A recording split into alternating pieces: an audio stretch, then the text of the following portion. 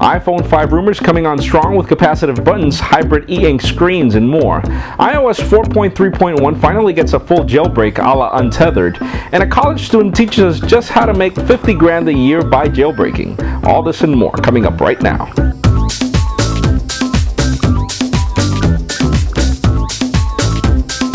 Hello everybody, I'm Jaime Rivera and welcome to the Pocketnow iReview, the show where we go through all this week's cool and what's not so cool inside the world of Apple's iOS devices. Let's start this week off with the cool. That's right, the iPhone 5 rumor mill is coming on strong. This time we have images of a probably fake next generation iPod Touch sporting a capacitive home button instead of the clicking button we're used to. Now remember, things make it to the next generation iPhone before they make it to the iPod Touch, so it's a probability we'll see it on the iPhone 5. Aside from that, well, that does fit the description of the probable larger screen inside the current iPhone 4 casing. And yeah, there were talks of an 8 megapixel camera also making the device, so again, rumors.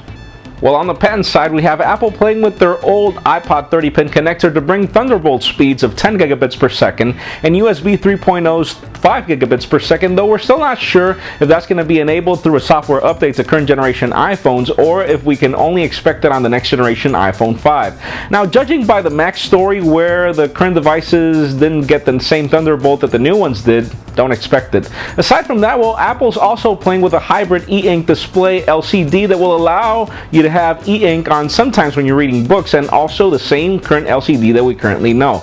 That way Amazon's not going to be playing with those ads saying you can't really read books on an iPad and an iPhone. Aside from that, well, we also have Apple playing with a probable bezel that has colors and that also allows capacitive buttons for you to play games with controls. Really cool.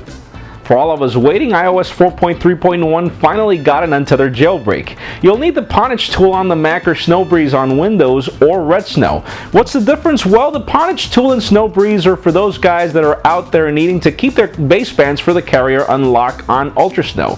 And Red Snow is for anybody that just wants to jailbreak their device. Now, remember and keep in mind that the dev team's been alerting that iOS 4.3.1 and Ultra Snow are not really working together well, so wait before you make the jailbreak update because it seems that they need to update something first.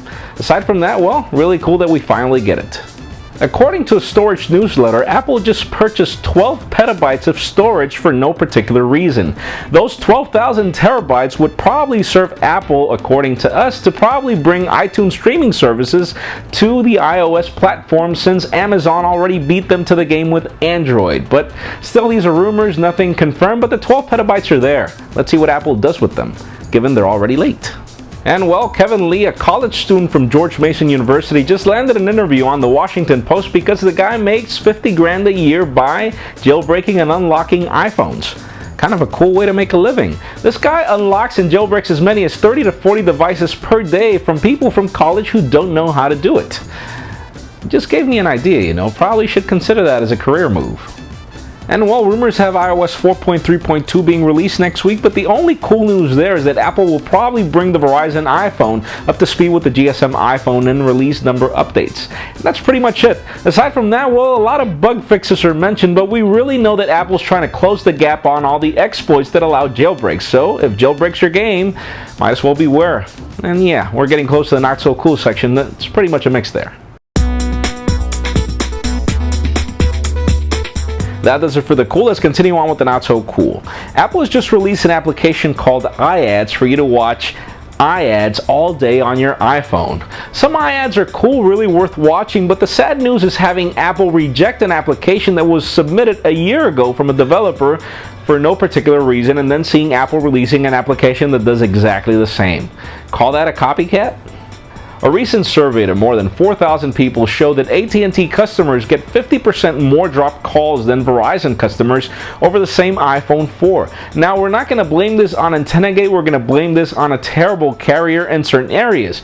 You know, I didn't really complain about AT&T service in my area, but then I went to Florida a couple of weeks ago and people would complain about dropped calls, but I wouldn't believe them until I would get as many as 6 to 7 dropped calls a day. You know, it's kind of disrespectful for you to be talking AT&T and you're left hanging there alone, nobody talking to you because your call's dropped.